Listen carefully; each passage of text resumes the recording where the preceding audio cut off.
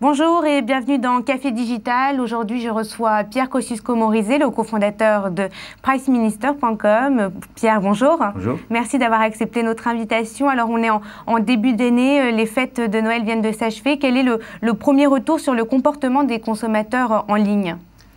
On est très content de cette fin d'année. Il y a un transfert des magasins physiques vers l'e-commerce qui continue à se faire, qui s'est même accéléré. C'est une fin d'année qui est difficile pour les magasins. Ce n'est pas une surprise vu l'ambiance économique en France.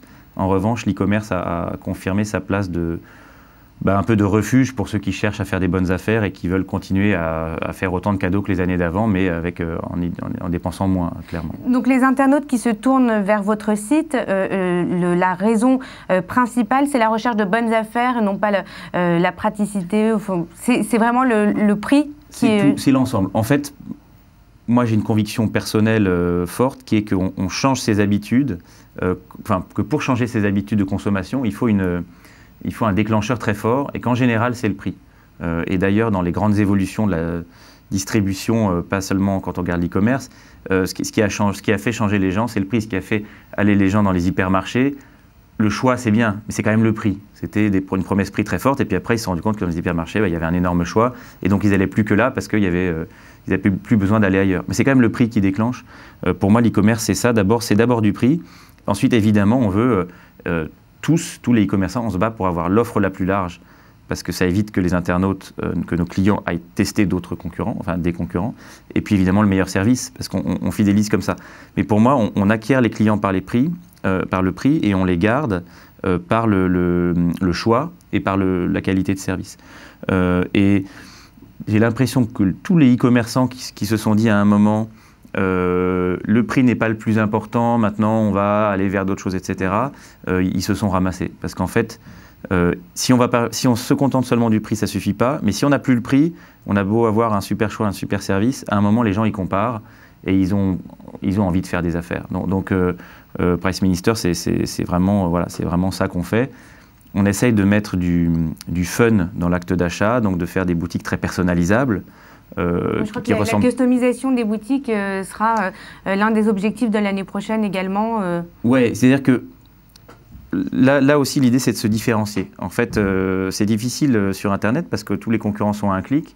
Donc, si vous faites exactement comme tout le monde, à un moment, vous prenez plus de part de marché. Et donc, nous, on veut continuer à en prendre.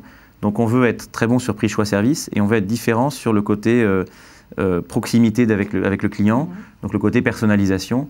Et on se conçoit de plus en plus comme une agrégation de petits ou gros d'ailleurs, de petites ou grosses boutiques, donc avec des marchands qui parfois font plusieurs millions ou pourquoi pas plusieurs dizaines de millions d'euros de chiffre d'affaires par an chez nous, mais certains aussi quelques milliers d'euros par mois. De perdre l'identité Price Minister également?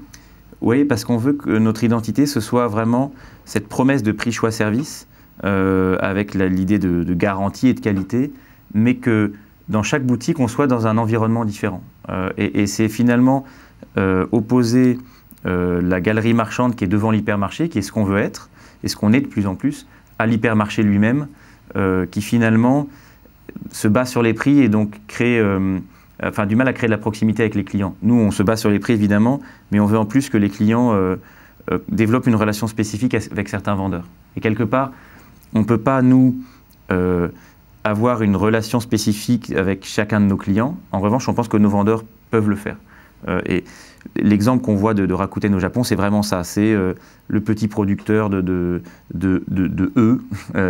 poules, donc, le petit pêcheur qui va envoyer son poisson frais pêcher le matin, ce genre de choses.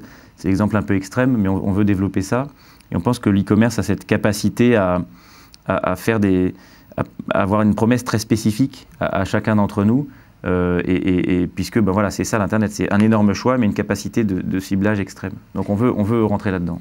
Et est-ce que vous avez vu également en France l'émergence du m-commerce? On en parle depuis pas mal de temps. Je crois que vous êtes dans la moyenne, entre 3 et 4% du chiffre d'affaires se fait sur le mobile. Il y a encore une large marge de progression. Comment est-ce que justement vous allez attirer l'internaute, ou le mobinote? Alors, on est effectivement un peu en dessous de 4%. On pense qu'on est dans la moyenne française. Rakuten au Japon sont à 25%. Donc on voit un peu ce qui reste à parcourir. Après, en fait, ce dont on rêve tous, c'est qu'évidemment, les 20% qui nous restent il nous reste plus, ça va continuer. Probablement, ce que pense Rakuten, c'est que dans 2-3 ans, ils feront plus de 50% sur le mobile au Japon. Hein. C'est leurs objectifs Oui, si on prolonge les courbes, on va vers ça. Après, je pense qu'on soit sur son mobile ou sur son PC, en fait, ça ne change pas grand-chose. Moi, aujourd'hui, je regarde plus mes mails sur mon mobile que sur mon PC. Mais en fait, ça c'est un truc qui s'est fait progressivement. Je ne me suis pas dit un jour, tiens, je fais du mobile mail, quoi. Et à un moment, voilà, on a Internet. Si on a son mobile, c'est son mobile. Si on a son PC, c'est son PC. Finalement, au fond, c'est pas ça qui change. Ce qui est important pour nous, c'est de savoir si avec le m-commerce, on va capter de nouveaux clients ou si on va juste transvaser des clients du e-commerce sur leur PC vers le m-commerce. Et on ne sait pas encore aujourd'hui. Ce qu'on voit aujourd'hui, on a plutôt l'impression que c'est un transvasement, que ce n'est pas forcément des nouvelles personnes. Après, évidemment, en étant plus agressif, en faisant des promotions spécifiques sur le mobile, en faisant des applications spécifiques avec des ergonomies spécifiques, on espère qu'on va gagner des parts de marché.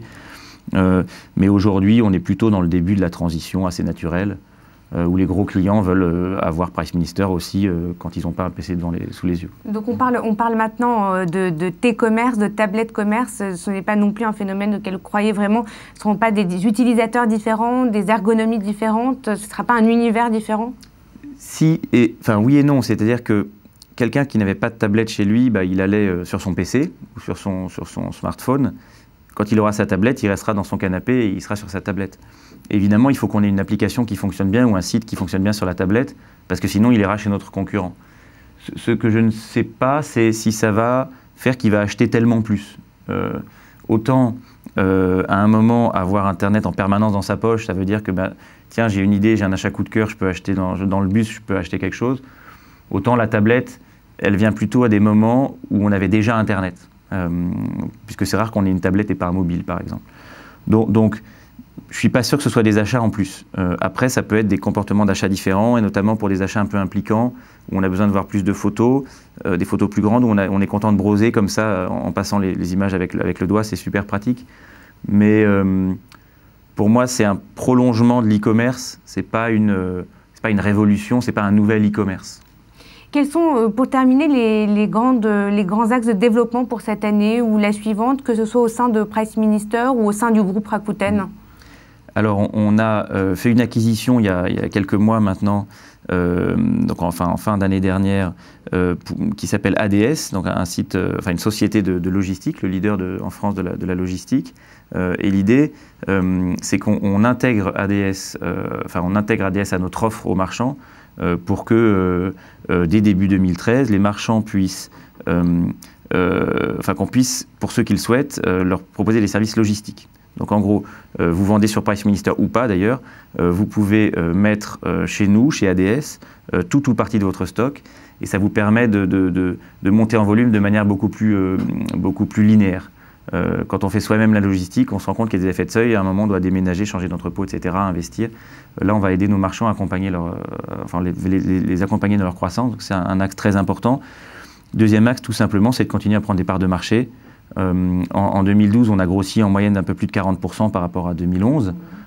Et 2013, on vise plus de 50% de croissance. Donc c'est fort, ça veut dire qu'il faut investir beaucoup en marketing, continuer à recruter beaucoup de gens pour développer des nouvelles solutions pour nos vendeurs. Voilà, la stratégie, c'est croissance forte parce qu'investissement fort, et puis cette nouvelle offre logistique qui, à mon avis, va être assez en rupture sur le marché français et puis dans les autres pays européens aussi. Merci beaucoup Pierre Kosciusko-Morizet. Je rappelle que vous êtes le cofondateur de Price Minister. Merci. Café Digital, c'est tout pour aujourd'hui. On se retrouve la semaine prochaine avec un nouvel invité.